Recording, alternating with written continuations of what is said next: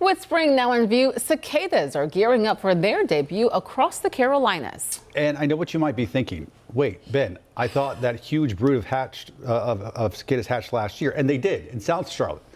Joke's on us, evidently, because there's a new brood about to burst from underground after 17 years. I didn't think this could happen. It's happening. Chris joins us right now.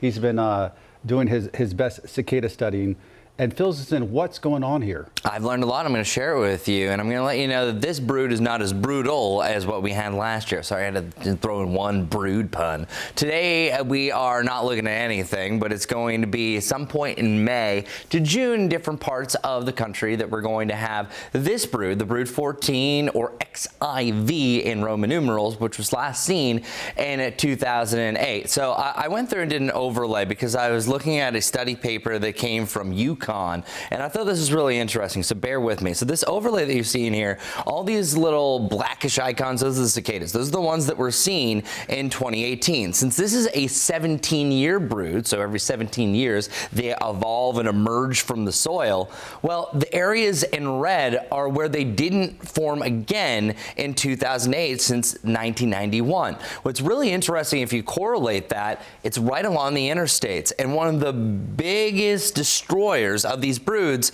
is development. We're digging and putting new roads, new developments, and we dig up a lot of the cicadas that have been living there for years and sometimes over a decade. And that happened around the Charlotte area. There was a lot more 13 years prior from when we just recently saw it last year. Now, the last evolution of these, and I think they're still going to be highest in some of our mountainous counties, such as Asheville, right around Morganton, still seeing a high population through Caldwell County and Lenore as well. But it was about May 22nd to May 27th of 2008 that I first saw this. So that's going to be the general time frame that we are expecting this. Now, moving forward, a couple of facts about this 17-year cicada brood. Soil temperature is usually around 64 degrees, about 8 inches down is where they start to evolve. One really cool point of reference is that I learned from this, again, I've learned so much about broods today, is that when you see the irises blooming, that's typically when they start to come out. And that's wherever you are, where irises bloom a lot earlier here in Charlotte compared to the mountains, but that's usually a sign that one of these long-range 13, 17-year broods are going to come through.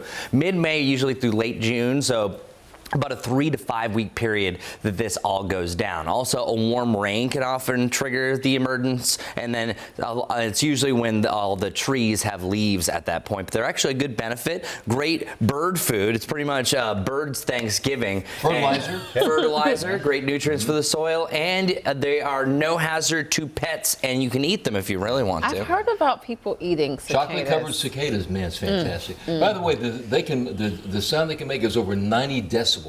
That's how loud they can be. So loud. And the sound they're making, it's flirting. It's a mating call. That's why they're doing it. Of course. Oh. The louder the call, the Clearly it works. There he goes. You know what else we learned today? What? Why it's never good for news anchors or weather people to eat pie. That's right. Before they do their weather. Well, you have to deliver.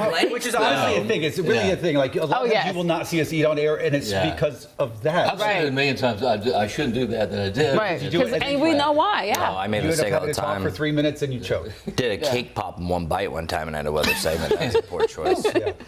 Everybody good now? We do have We're a picture good. of the cicada, just in case. And you know, when you look at this, it's very colorful. Quite colorful. And it's not violent. It doesn't hurt. It doesn't bite. I don't want to see it that large in my closet. Look at that eye. The world's largest cicada right there.